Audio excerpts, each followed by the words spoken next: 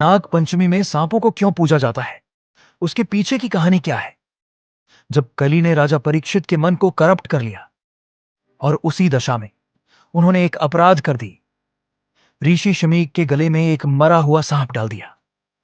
ऋषि तो ध्यान में लीन थे, लेकिन जब उनके पुत्र ऋषि श्रृंगी ने यह अपमान देखा, वो क्रोधित हो उठे। उन्होंने तुरंत परीक्षित को श्राप दे दिया, 7 दिन के अंदर तुम्हारी मृत्यु तक्षक नाग के डसने से हो जाएगी। जब परीक्षित को श्राप के बारे में ज्ञान हुआ, तो उन्होंने धैर्य के साथ अपना भाग्य स्वीकार कर लिया। अपने अंतिम 7 दिनों में परीक्षित ने राज्य जन्मेजय को सौंप दिया, खुद को सांसारिक दायित्वों से मुक्त कर लिया और चले गए गंगा किनारे सुखदेव मुनि से श्रीमद् भागवत सुनने। और फिर अंतिम दिन में रूप बदलकर और राजा की सुरक्षा को चकमा देकर तक्षक नाग ने राजा परीक्षित के प्राण ले लिए। पर कहानी यहां खत्म नहीं होती। उस कहानी का अगला अध्याय लिखते हैं जन्मेजय, परीक्षित के पुत्र। उन्होंने पिता की मृत्यु का प्रतिशोध लेने की ठान ली।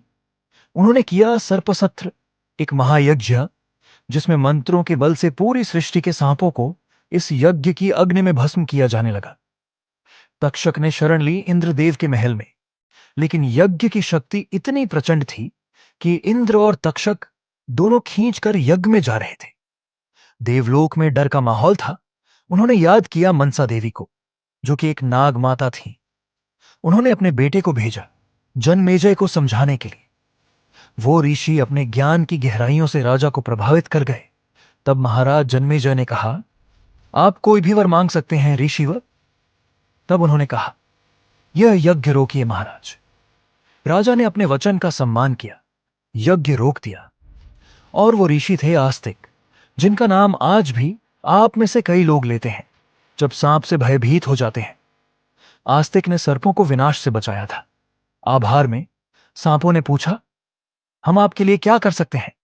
आस्तिक बोले, जो मेरा नाम ले उसे आप क्षति मत पहुंचाना। और उस दिन से एक त्योहार जन्मा, जो है नाग पंचमी। ऐसी और कहानियों के लिए फॉलो करें।